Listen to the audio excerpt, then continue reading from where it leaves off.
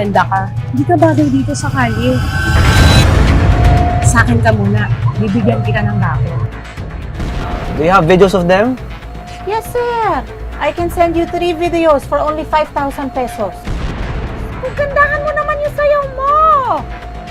Baba mo yung strap ng damit mo. Minanmanan ng mga otoridad ang isang babaeng sangkot Sumayaw ka dito! sa tinatawag na online sexual abuse and exploitation of children o OSAEC. Isang flying kiss naman siya. Lapit sa camera.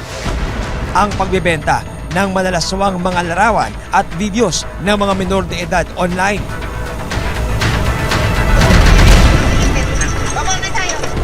Sa ikinasang operasyon ng National Bureau of Investigation o NBI, ang magiging target ang kanyang mga biktima edad 13, 11 at 8 anyos.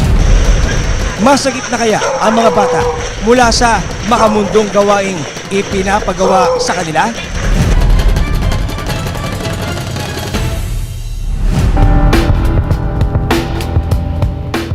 January 2024, nadakip sa ibang bansa ang isang foreign national matapos mapag-alaman ang ginagawa nitong krimen. Ang foreign national, bumibili raw ng malalaswang larawan at videos ng mga Pinoy na menor de edad. Matapos madakip ang foreign national, agad nakipag-ugnayan sa NBI Violence Against Women and Children Division o NBI VAU-CD ang mga operatiba. Nang silipin ng cellphone ng foreign national, natuklasan na isang babae mula sa Pilipinas ang katransaksyon ng nahuling banyaga. Yung pictures and videos ng mga bata. At mayroon ding mga sexual acts na pinapagawa sa mga bata.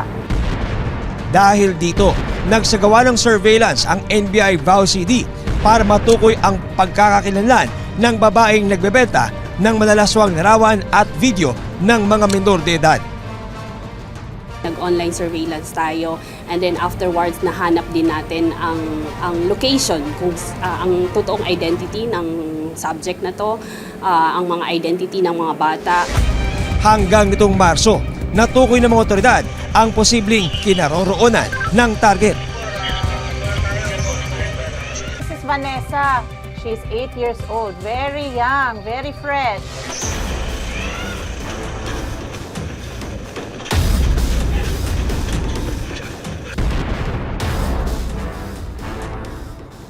How about the little girl?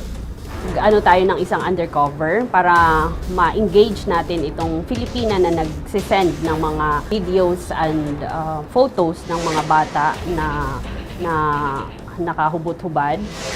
Ah, Ano ang kwento sa likod ng isa sa pinakamalalang krimen sa mga kabataan? yung sayaw mo!